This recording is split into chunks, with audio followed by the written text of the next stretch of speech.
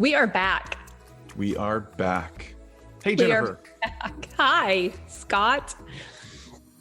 You ready to rock and roll? What are we talking about? I am ready. I'm ready to talk about how to manage time as a presenter, because it's really important that we start on time and that we end on time, because we need to honor our audience's time.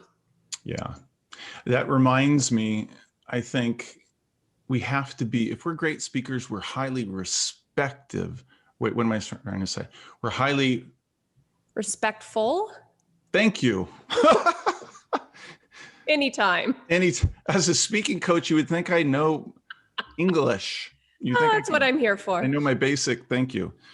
Yeah, we have to be really respectful of our listeners' time. That is the most valuable thing they're giving to you. Your audience expects you to stay in control of the timing. It's your responsibility as the presenter. Yeah. Well, and I'm going to offer a really I'm going to flip things around and say, Do it. I think there's a way, it's an option, where you can stop worrying about time. Because one of the worst things you can do as a speaker is be worried about and obsessed with time. It's horrible. It can take away from your message. Oh, totally. Yeah. Yeah. But I want to hear your perspective on this. What do you do to help people? Now, first of all, let's assume they can start on time. So that's a no-brainer. That's tricky. It's tricky to start on time. Well, tell me more about that. Why is it tricky? Because whether it's in a virtual presentation environment or in person, if you don't have the majority of your audience there and ready, a lot of presenters will wait. Yeah. And they will tell their audience, let's wait for a couple more of your colleagues and then we'll get started. Well, how much time do we take to do that? Because that's where it can get tricky. When I'm presenting in virtual, I will not wait more than 3 minutes. Yeah. Because during those first 3 minutes, you can invite everyone in, start engaging with them. However, you want to start as close to the start time as possible so that you're honoring the people that did show up on time. Yeah. There's a little bit of an interesting option here, which is you can ask people that are already there, what do you hope to get out? I'm just curious. What do you hope to get out of today? Oh, to create conversation. Yeah. Well, and actually gather some data. I mean, after all, again, if you're not locked into a script, which I'm always advocating, don't lock into some script, then you can gather some really important information. You can make the audience already feel heard and important as people are arriving. And honestly speaking, the one thing I want people to remember is that I hear people saying, I only have an hour to go through my content. And I'm like, well, you've got two problems there. One, your goal is to go through your content, which is not really great speaking. It's just you spouting words over your audience. A monologue. And thinking you need an hour to change people, to affect them, to persuade them. Do you know what I mean? Well, yes, because with that mindset, it's all about you as the presenter. You're not putting the audience first. It's here's my agenda and I have to get through it and I have 60 minutes to do it. Right. But it's interesting. The audience can feel that.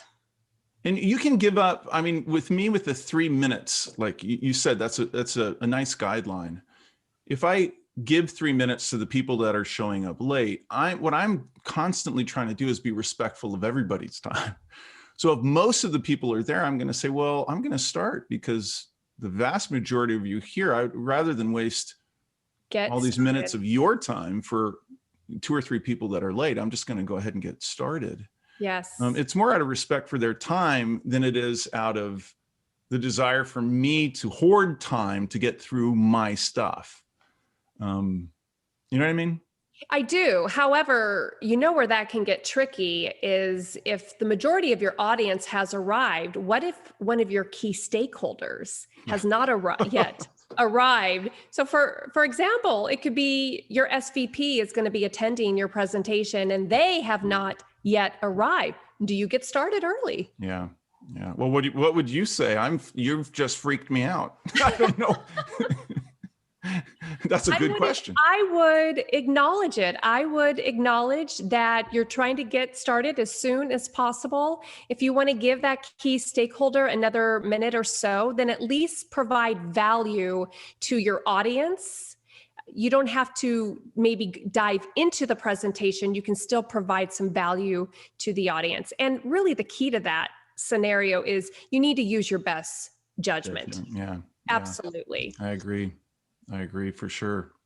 For 6 years when I led workshops for Duarte, pace and timing were at the top of my mind, and it was exhausting. It would be a 1-day workshop, but it would be like, do I have enough time? Did I hit my spot? Am I at the right place? All day long. And it not only did it drain me in a certain way, it also kept me from being fully present. You know what I mean? Yeah, you're preoccupied with the clock. So sure. I encourage people to try to release this idea of quantity. Like, in order to deliver what I needed to deliver to these people, I have to get through this amount of stuff that I think should take an hour, and drop that and go back to, what is your goal for them? What's your goal for your audience? And if you can keep your eye on that and stay within the main or the core message of what you're doing, then focus on quality. Every single sentence you speak. Well, and it sounds like you're also bringing the audience into the conversation. So it's more of a conversation versus this one-way monologue. Right. And if it's conversational, time may not be a big concern because everyone is getting what they need out of the presentation. Well, and I would even say, if you're part of an event, this is when things go a little crazy, right? You're part of a day-long event with multiple speakers. You've got to stay on time. You're supposed to stay on time, right? And sometimes you'll be invited to these events and your time slot will get crunched because the person in front of you went long. And that can just destroy everything if you think that in order for me to deliver value, I've got to get through this stuff. And even if, and again, a topic could be, I want to cover these 5 things, but wouldn't you rather a speaker cover 4 things really well than kind of race through 4 things to get in the 5th thing? Yeah. Well, so Scott, that leads us to the end as you're starting to wrap up the presentation, especially if you notice you're running out of time, which is very common. This happens a lot. Yeah. You notice you're running out of time. Let's say you have 15 minutes more of information that you want to get across, and you only have 5 minutes left. Acknowledge the time. As the presenter, you can say, I see our time is wrapping up. I'm going to share what's most important. Yeah. And so it's coming prepared to the presentation, knowing if I get stuck at the end with not enough time, what are the 1 or 2 most important points I must convey? Yeah. So instead of racing through the rest of the content and speeding up, because that's a lose-lose for everyone. Exactly. I'm going to share what's most important. And you can always follow up with an email with additional information. Right. And that's an important, let me begin our wrap up with that. Presentations are not about information. They're not about shoving an encyclopedia into somebody's brain. They're about changing people's beliefs and behaviors. And you just have to think, you can experience a 15-minute talk and be highly changed and affected by that. Why is it we're so obsessed with filling our hour? So I say, focus on quality. Quality and bringing the audience into the conversation with you. Yeah. What would you leave people with? What's your last thought?